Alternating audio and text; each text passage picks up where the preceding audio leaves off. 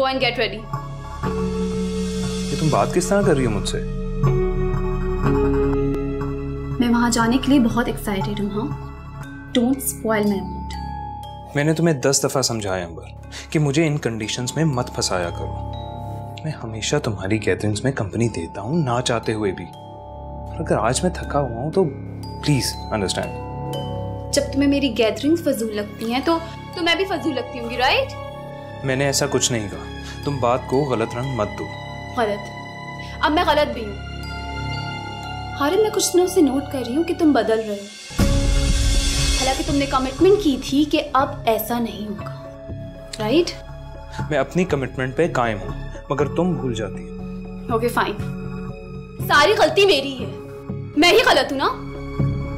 तुम्हें नहीं जाना है ना तो मत जाओ, लेकिन मैं जा रही हूँ क्योंकि मैंने अपनी दोस्त से कमिटमेंट की।